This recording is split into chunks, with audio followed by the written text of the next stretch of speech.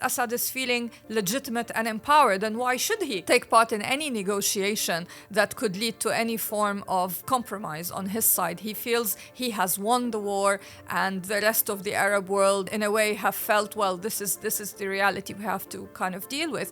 What happens when a dictator uses drug trafficking as a tool for diplomacy? This is what many are accusing Syrian President Bashar al-Assad of doing, by way of a small and highly addictive pill called Captagon. Over the last few years, the psychoactive drug exploded around the world, smuggled across borders in everything from fruit to soda cans to stuffed animals, and demand for it has skyrocketed. Nowhere more so than in the Middle East, and countries like Saudi Arabia and Jordan, where it's been classified as an epidemic, and authorities have scrambled to crack down on its distribution network linked to gangs in Lebanon, and its production linked to Syria, where 80% of the world's supply of Captagon is made, right under the nose of the Syrian government. The real question is Assad in on it? And is he using this drug empire to pressure regional governments to let him back in their good books?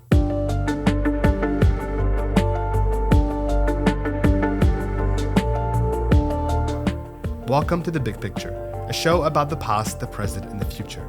My name is Mohammed Hassan, and today on the show we are speaking to the head of SOAS's Middle East Institute, Dr Lina Khatib.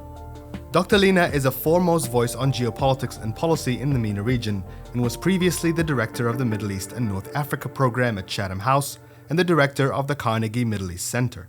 Dr Lina Khatib, thank you for joining us today. Welcome to The Big Picture. Thank you for hosting me here. When did this emerge in Syria?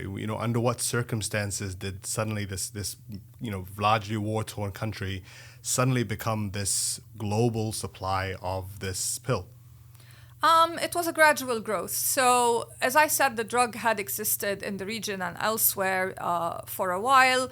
In the 2000s, for example, the main countries in which production happened were actually Bulgaria and Turkey. But then there were crackdowns by the authorities there on the factories. And after 2006, Lebanon became the hub. And the reason at the time was partly because Hezbollah emerged from its fight with Israel in need of resources, and this drug was one lucrative source of income. And of course, Hezbollah was already involved in dealing other drugs. So in a way, it had the infrastructure in place, and it just embraced Captagon as an additional drug to add to its portfolio. But then when the Syrian conflict happened, the border between Syria and Lebanon became more porous than ever.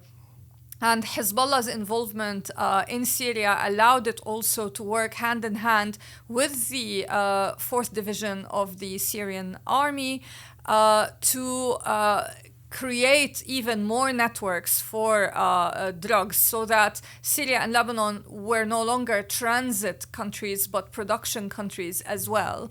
And so the Syrian conflict played a huge role because there was a need by the Syrian regime to make money. And as I said, the infrastructure was already there because of Hezbollah's involvement. So this allowed this trade to grow over the years. And of course, it wasn't just the Syrian regime that was involved in using this drug.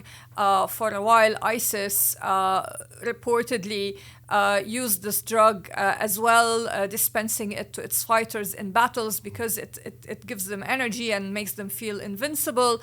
And so there was a market for it domestically, but at the same time, a market elsewhere as well, because it generates revenue in foreign currency. And this is something that both Hezbollah and the Syrian regime need. So yeah, with the years, with the conflict grinding on and continuing, unfortunately, there were very few measures to kind of stop this trade from happening and growing. And it just kept growing because there was a market for it.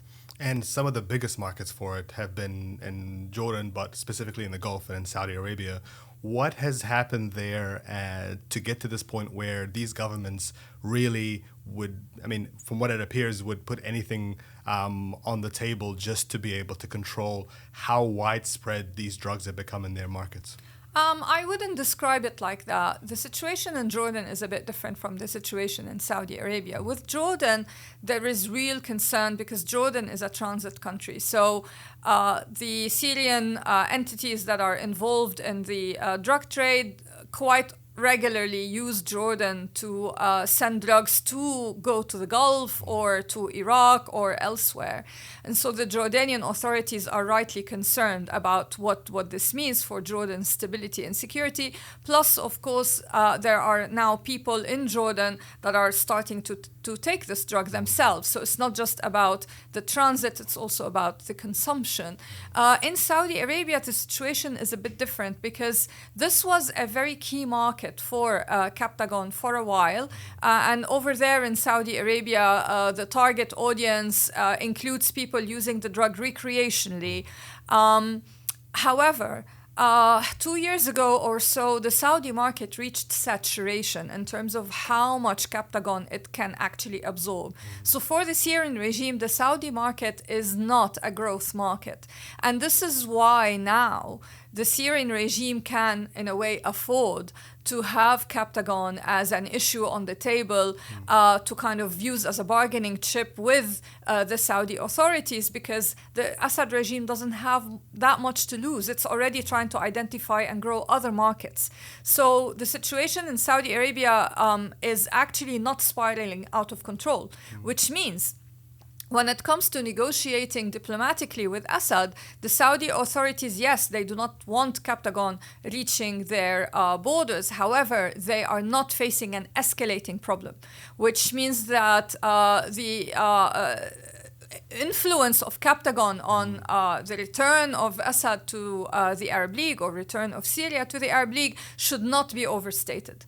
Had the situation in Saudi Arabia with Captagon been spiraling out of control and growing, then we could see, yes, perhaps the Saudi authorities would be willing to almost do anything to kind of get this under control. But the situation was not under control, out of control before Syria's readmission to the Arab League. So this leads me to actually regard the issue of Captagon, at least when it comes to Saudi-Syrian relations, as being more of a diplomatic issue rather than a security issue. But the situation in Jordan, as I said, is different. That's interesting because the way the story has often been talked about is that Bashar al-Assad, knowingly oversees this huge explosion of drug manufacturing in regime-held areas in Syria. This then becomes a huge problem for the Gulf, which then becomes a bargaining chip for him to come in and say, if you want me to control this, then this is the cost, which is admittance, readmittance, normalization. But you're saying that this is only one issue of many other issues that could be more influential as to why we're seeing what's happening on the diplomatic scale at the moment. Yeah, I mean, for me, I read the return of Syria to the Arab League as being about Saudi Arabia maintaining its own national interests because it has Vision 2030, that it wants to be successful and it wants to de-escalate tensions in the region. So having Syria back, having a bilateral diplomatic restoration of relations with Iran is another example of how Saudi Arabia is simply trying to reduce tensions in the region around it so that its own national interests are not threatened. And so this is very different from Saudi Arabia feeling the pressure of Captagon and needing to give Syria something in order to kind of calm the situation down. I think that Saudi Arabia has very little to lose in this equation under the circumstances. And the big picture here is all about politics. And I think it's important to highlight the kind of context that led Saudi Arabia to want Syria back in the Arab League at this moment. What happened over the years is, of course, the Saudi authorities tried to get rid of the Bashar al-Assad regime. That did not work. And they also tried to get the US government to prioritize dealing with Iran's regional role in the Middle East. But in the US, successive administrations were not really interested. The main interest has been the nuclear deal with Iran. Even under the Trump administration, there really wasn't much actual engagement on the issue of Iran's regional role. And so, in a way, Saudi Arabia found itself with this political rival in the region, that is Iran, and it found itself relatively alone in having to deal with it one way or another. And in the absence of, American backing to engage in some diplomatic pressure on Iran when it comes to its regional role, the best that the Saudi authorities thought that they could do is try to reduce tension, knowing that, of course, to Syria, it is not a country in the Gulf, so there is no direct threat in a way to Saudi Arabia's security that way. This might help alleviate tension with Iran in general, which would help Saudi Arabia in its immediate neighborhood. Saudi Arabia does not harbor a huge number of Syrian refugees. So in a way, normalizing with the Assad regime does not really change things very much domestically in that regard for Saudi Arabia. The issue of Captagon is already not spiraling out of control. So in a way, when it comes to cost-benefit analysis, the cost to Saudi Arabia is actually relatively low in this situation. For other countries, of course, it's a different dynamic. So for Jordan, of course, the issue of Captagon is more of a pressing issue. The issue of refugees is a pressing issue because it is dealing with these concrete things in a very tangible way. So that's the big geopolitical picture, which has played a huge role in why Syria is back in the Arab League. I personally think if the United States had formulated a foreign policy agenda that really paid serious attention to the Syrian conflict and wanting to end it, and had actually worked with its allies in the Gulf, like Qatar and Saudi Arabia, which, had invested quite a lot in trying to support the Syrian opposition and remove Assad from power, we would not be faced with the situation today in which these countries are prioritizing their national interests and kind of compartmentalizing their own relations with, say, Iran, just because they feel this is the only pragmatic solution they have at the moment. For years, the diplomatic logic behind the relationship with Syria, or the lack of normalization with Syria, seemed to be that, a lot of these countries would only take this step once the idea or the process of removing Bashar al-Assad was on the table and was a realistic option, whereas you had, very clearly backing from Iran and Russia for Bashar's government, seemingly in a way that if he just survives, then he will outlast, and eventually the international community will have no other option but to bring him back. Has that logic won over the initial kind of position that both the region but also the international community seem to be in? The international community is not there yet, I would say, fortunately. So, for example, the European Union maintains its sanctions on the Syrian regime. In the United States, sanctions are also still in place, and in fact, they expand every now and then. We hear about new names being added to the sanctions list. They both, meaning the EU and the US, have said that unless UN Resolution 2254, which stipulates political transition in Syria, is implemented, there will be no normalization with the Assad regime and no funding given for reconstruction. So the international community, at least in the West, is still not heading in that direction. But definitely for Bashar al-Assad, the return to the Arab League is a huge, important milestone, because this to him signals legitimacy once more in the Arab fold, and perhaps a step towards normalization in the international community at large further down the line. So that's definitely something that Bashar al-Assad and his backers, mainly Russia and Iran, are counting on. Of course, this would send a very dangerous message to the world in general. For example, many in the West are concerned about the Russian invasion of Ukraine, and if a precedent is set with Assad just waiting it out and being brutal, meaning people will just, in a way, give up and just accept him once more, does this mean that this same fate awaits Putin further down the line? And what message does this send Putin and others about accountability for war crimes? So I don't think the West is necessarily making a link between these two issues, but it should. Do you think this normalization, this reintroduction of Bashar al-Assad back into the Arab League is a massive incentive for the West to kind of give up its attempts to change the government in Syria? I mean, there are some Western governments that behind closed doors are just saying, we don't really care, and let's just deal with Assad and get on with it. The only thing stopping them is European Union sanctions. When you have European countries that are, sympathetic, it's problematic. But at least there's the European Union preventing them from kind of going too far.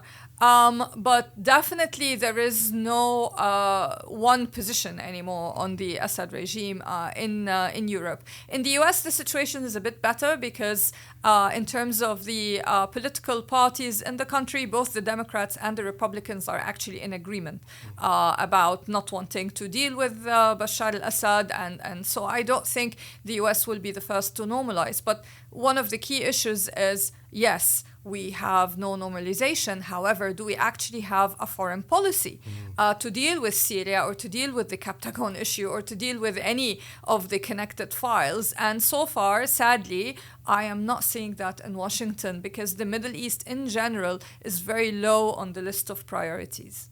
إن الأمل يرتفع في ظل التقارب العربي والعربي الإقليمي والدولي والذي توج بهذه القمة والتي أتمنى أن تشكل بداية مرحلة جديدة للعمل العربي للتضامن فيما بيننا للسلام في منطقتنا للتنمية والازدهار بدلاً من الحرب والدمار. We heard recently from the Syrian Negotiation Commission, which represents at least part of the Syrian opposition, that they want to go back to the negotiating table. They want to restart those talks that kind of fell through in 2018, and they want the UN to be involved in that.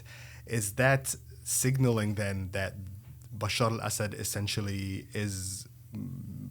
there's really no way to really push him out of power, and that even the groups that were attempting to, through diplomatic and regional means, are giving up? They have very few options left. First, they tried through political channels to get rid of Bashar al-Assad. That did not work. Then when the Syrian conflict became an actual armed conflict, many went down, of course, the armed conflict route because of the huge, brutal crackdown that the Assad regime engaged in. So many took up arms against the regime and found foreign backing from Qatar, Saudi Arabia, the US, the UK, and others. And that was not enough. And here we can talk about why that was not enough, because, in my view, first, the level of military assistance given was not enough to overwhelm the situation. Second, you had Iran and then Russia joining on the side of the Assad regime, which of course increased its military power immensely. And third, you did not have a political track running alongside all that. So for me, the military track was, we did not have to go there as an international community, but sadly we did. But there was no political track in the West, no real leadership to really exert pressure on the Assad regime. And I again go back to the issue of Iran. Because at that time, when the Syrian uprising began, 2011, the Obama administration was still very much deep in trying to get a nuclear deal with Iran signed, and they specifically did not want to make the situation more complicated in their eyes by adding a file to the negotiating table with Iran and saying, let's discuss its regional activities as well. So there was this separation of the two issues, but actually that was to Iran's benefit. So there are many factors that led these Syrian opposition leaders leaders to kind of feel, okay, what do we have left? They had Geneva, the UN peace process, which is based on, of course, negotiating between two sides, the regime on one side and the opposition on the other side. So the fact that they are saying we want to go back to that is because all of the other options did not work, or actually were not really actually there in the first place. So they only have Geneva, and everyone nominally agrees on Geneva. But the problem with Geneva is that the Assad regime and Russia never took it seriously from the beginning. They were always wasting time. They were using ceasefire agreements in a very tactical way to actually regroup their own military resources and kind of attack once more. So they made a mockery out of the whole process. And I don't see them changing now. In fact, I would say now the chances of a Geneva-led peace process succeeding are even less, because Assad is feeling legitimate and empowered. And why should he take part in any negotiation that could lead to any form of compromise on his side? He feels he has won the war, and the rest of the Arab world mostly agrees. I mean, of course, not every country agrees. Qatar, for example, does not agree. But the majority, whether they like it or not, in a way, have felt, well, this is the reality we have to kind of deal with. So what's left for these Syrian opposition leaders? I mean, a lot of them now are heading in the direction of seeking accountability rather than political change. And it's not just them, it's also, ordinary Syrians in Europe mainly, who are trying to push for national trials using national laws of European countries to get people to court for war crimes. And we've seen some success stories in Germany, for example. And these trials are, happening in more than one country now in Europe. And this trend, I expect, is going to continue.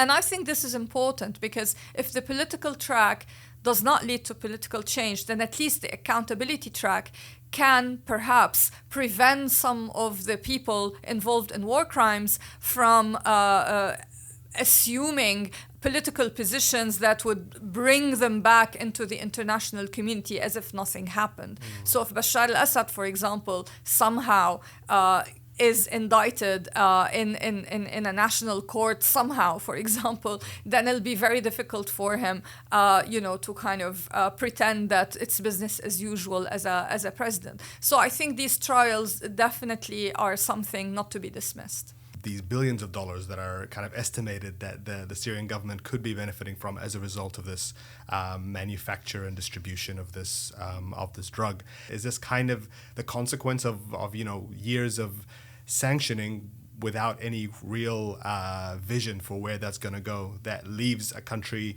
to look for other options or a government to support itself through these means? I wouldn't link sanctions to the Captagon trade, because the Captagon trade, as I was saying earlier, the Captagon trade began way back, actually, in the area where Syria is, meaning Syria and Lebanon.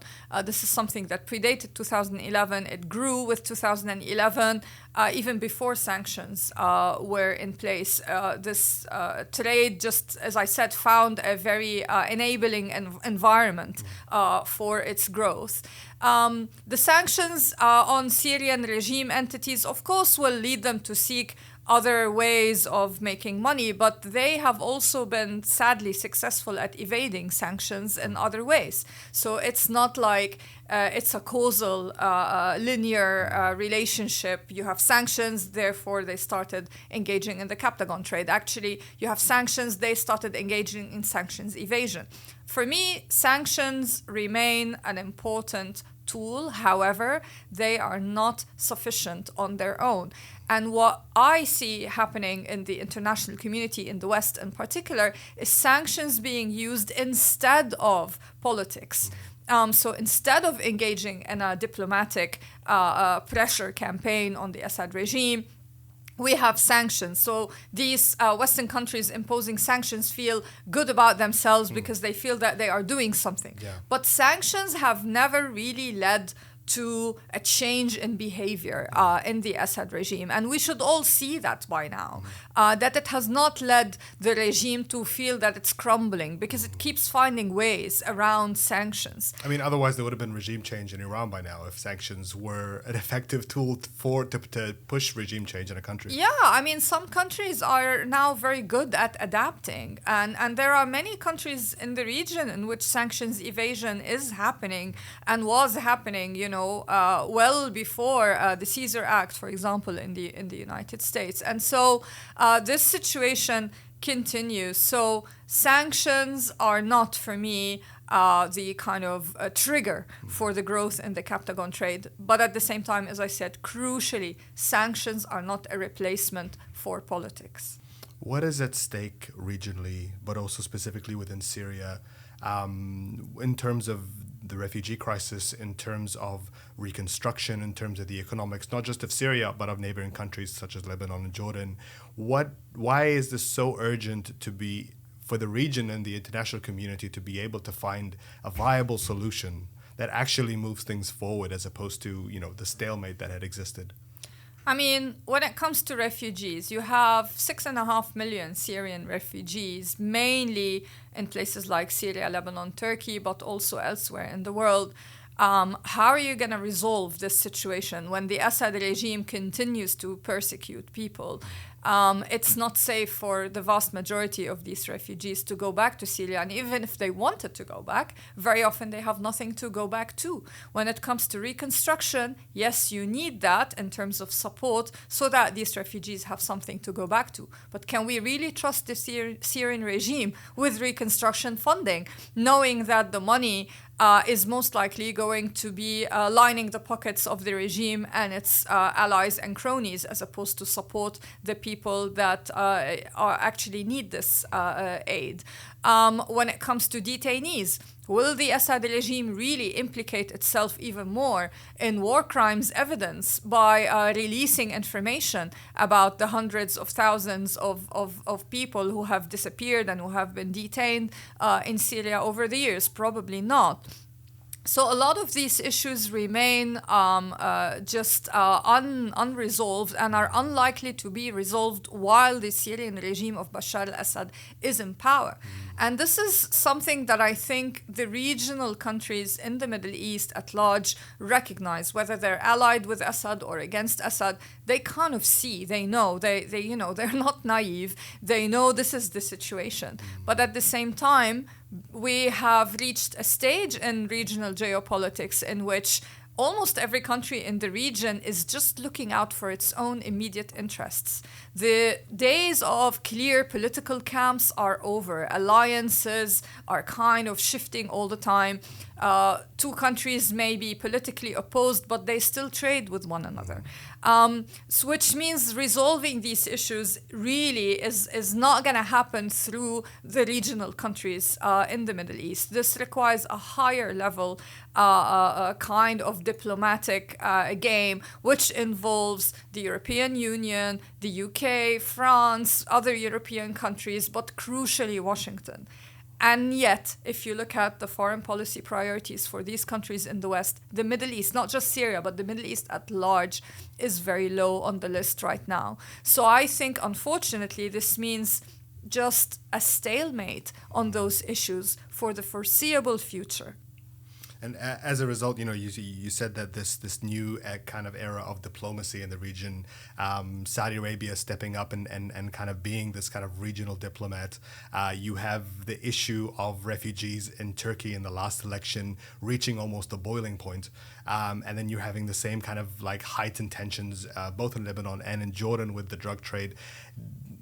A lot of regional leaders have been communicating very clearly that the only way to resolve these issues is to speak directly with Assad, to deal directly with Assad, to help work on a situation that could be viable, even if it's just, to tell their own domestic populations that, there's a time limit on Syrian refugees and eventually we're going to send them back. Do you think that having, what you just said about these leaders understand that it's really not that possible to work with Assad on a clear solution, but do you think they have gotten to a point where they're just sort of seeing this as the easy way out, even politically, just to be able to kind of say, listen, all right, we tried to do the right thing, but now let's be pragmatic and realistic. We have to work with whoever's there.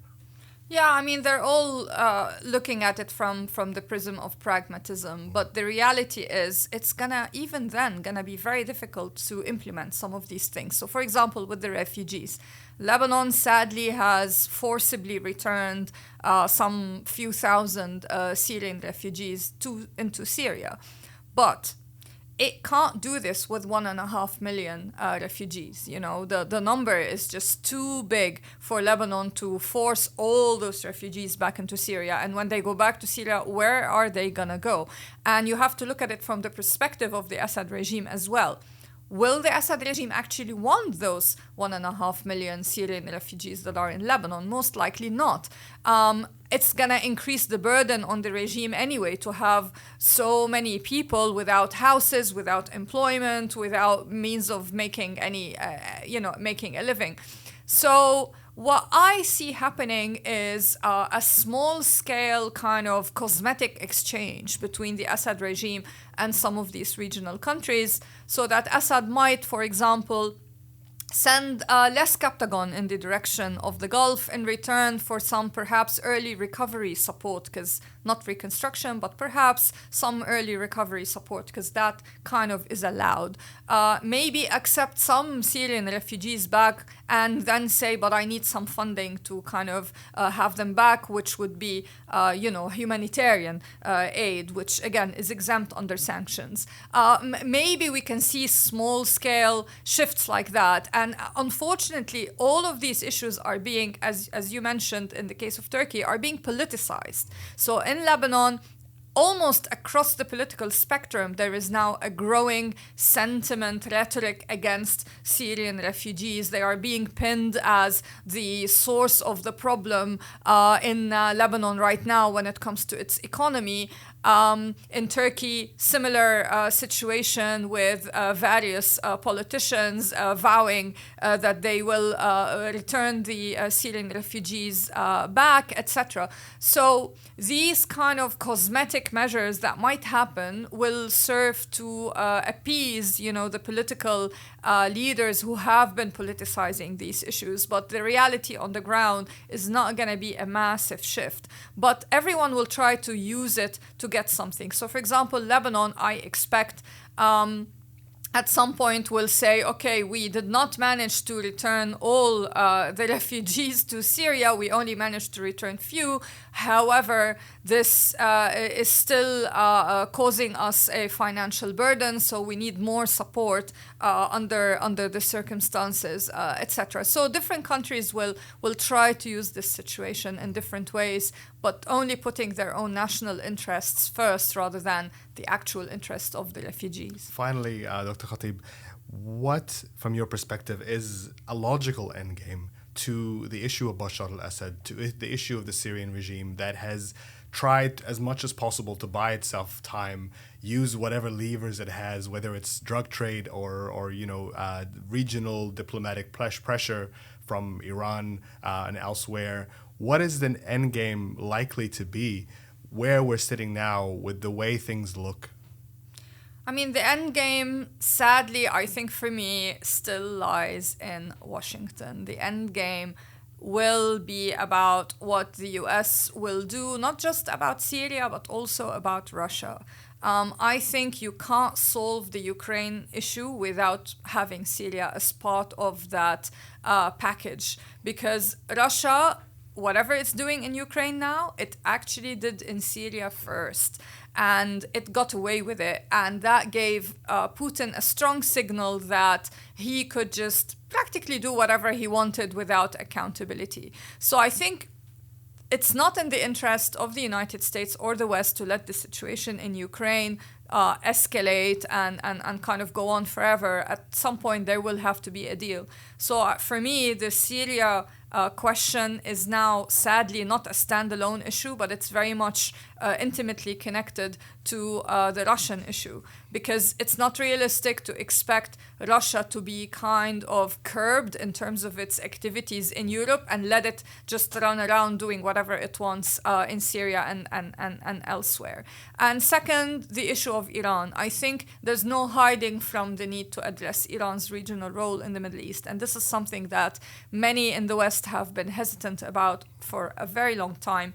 But again, you can't just focus on the nuclear issue and ignore that, because we are now witnessing the consequences of this. And yes, perhaps now for a period of time we are going to see de-escalation as a result of Assad's return to the Arab League. But I always remind people that Saudi-Syrian relations were restored in 2009 after 4 years of no diplomatic relations, after the assassination of former Lebanese Prime Minister Rafiq Hariri in 2005, which led to the cutting of diplomatic ties between Saudi Arabia and Syria. So this was restored in 2009, but then the relations were cut again after 2011 because of the brutal crackdown by Bashar al-Assad's regime on the Syrian uprising. So we shouldn't assume that this situation we are in now is necessarily permanent. This is a tactical move for the time being, but there are other factors that might shift it. Fantastic. Thank you very much, Dr. Lina Khatib. Thank you for joining us today. A pleasure.